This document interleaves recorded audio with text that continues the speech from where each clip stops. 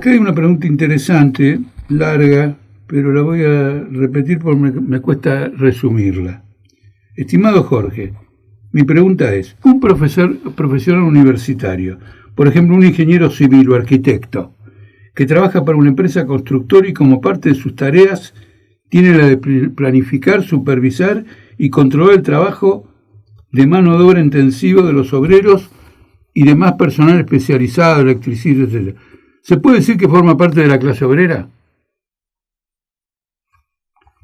Y después siguen una serie de consideraciones, o hay que considerarlo parte de la burguesía. Yo lo que quiero lo que es importante distinguir acá, no se trata de si es un universitario, graduado, un profesional, un ingeniero.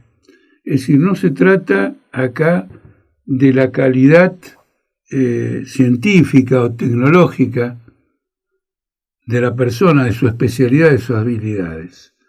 Acá de lo que se trata es de que todo problema de supervisión en una empresa tiene que ver con el control de los ritmos de trabajo, no solo de la calidad de la producción.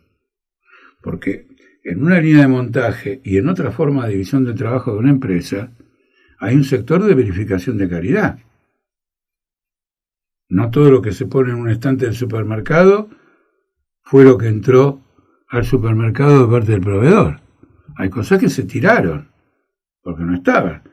No hay que confundir el control de calidad con la supervisión del obrero al objeto de que entregue la mayor cantidad de energía humana al servicio de una producción de plusvalía y por lo tanto de ganancia para el empresario.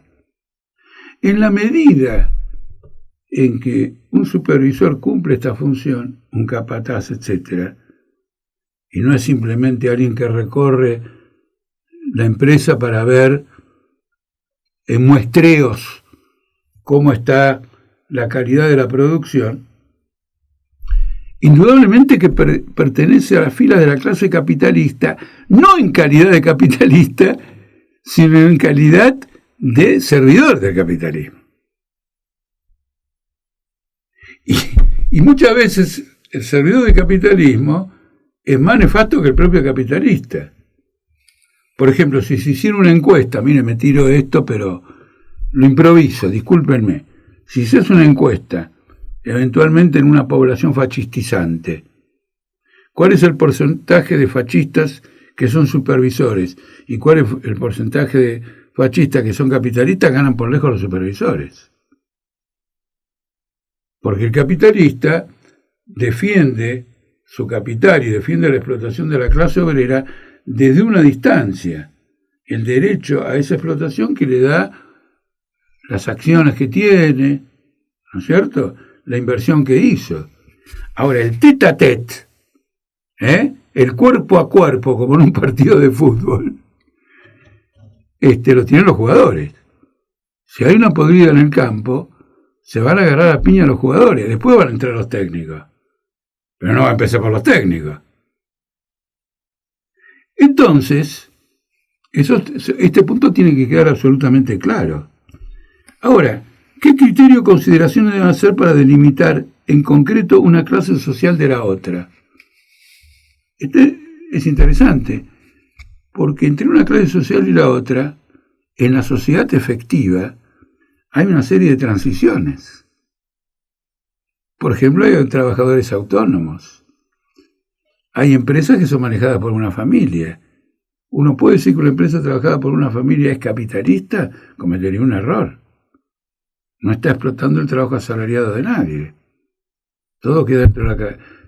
Casi diríamos que es una suerte de cooperativa, constituida por el papá, la mamá y los hijos, si se trata de una empresa familiar. Entonces, hay toda una serie de transiciones. Carlos Marx lo que advirtió es que con el desarrollo del capitalismo, esas transiciones tienden a desplazarse hacia los polos. Y efectivamente eso ha ocurrido durante muchísimo tiempo. Bajo la época capitalista presente, se produjeron algunas modificaciones. La pequeña producción como factor independiente en la época, digamos, de ascenso del capitalismo, hoy no tiene ningún peso. No tiene ningún peso. Cuando dicen que las pymes son la columna vertebral de todo, es mentira. Las pymes son la periferia de los grandes grupos económicos, porque la producción se tercerizó. Y lo que antes Techín hacía en su planta, ahora lo hace en un montón de plantas y solamente se queda con el núcleo más especializado, porque esto le permite evitar un conflicto sindical masivo y luego, al atomizar el proceso de la producción, le permite a las empresas que forman su periferia aplicar el trabajo informal, ese trabajo en negro, trabajar los sábados, trabajar los domingos, con mayor soltura que una gran empresa que está bajo la supervisión, del Estado, de los organismos públicos y de los propios sindicatos, con mayor visión. Además favorece la desindicalización. Entonces son parte del esquema capitalista.